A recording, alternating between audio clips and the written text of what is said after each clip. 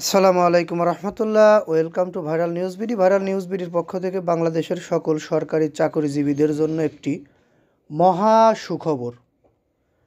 আসলে সরকারি চাকরিজীবীরা যে অপেক্ষায় ছিলেন সেই অপেক্ষার অবসান ঘটল সর্বশেষ। সর্বোচ্চ 25% মহার্ঘ ভাতার ঘোষণা আসছে। জনপ্রশাসন মন্ত্রণালয় থেকে অলরেডি আমরা জানতে পেরেছি সেটা।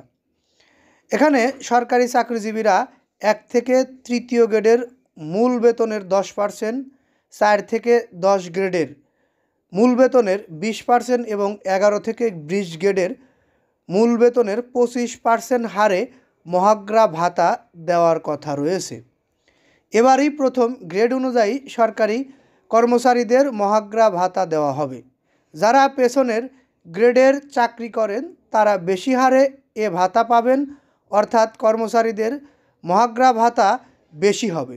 আর সামনের দিকের গ্রেডের চাকরিজীবীদের কারণ মহার্ঘ ভাতা কম হবে কারণ হিসেবে যে বিষয়টি উল্লেখ করা হয়েছে সেটি আমরা পরে জানাচ্ছি। অর্থ মন্ত্রণালয় এ সংক্রান্ত একটি প্রস্তাবের খসড়া চূড়ান্ত করেছে, যা অনুমোদনের জন্য প্রধান উপদেষ্টার কাছে পাঠানো হবে। 1 থেকে 3য় গ্রেডের মহার্ঘ ভাতা হবে মূল বেতনের 10%, 4 থেকে 10 গ্রেডের মহার্ঘ ভাতা হবে 20 থেকে 11 থেকে 20, অর্থাৎ 10 থেকে 20 পর্যন্ত যারা পাবেন তারা প্রায় 25% মহার্ঘ ভাতা পাবেন। এখানে আমি প্রথমেই সেটা উল্লেখ করেছি। এতে সর্বনিম্ন 4,000 থেকে সর্বোচ্চ 7,800 টাকা বেতন বাড়বে। বিষয়টি খুবই গুরুত্বপূর্ণ ছিল।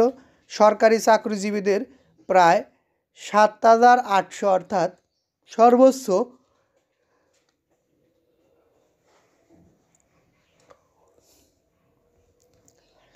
8,000 টাকা পর্যন্ত বেতন বাড়ছে।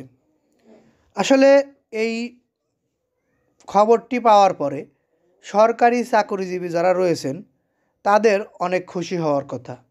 এই খুশিতে আমরা যে আপনাদের পাশে থাকতে পেরেছি এতে আমরাও খুশি।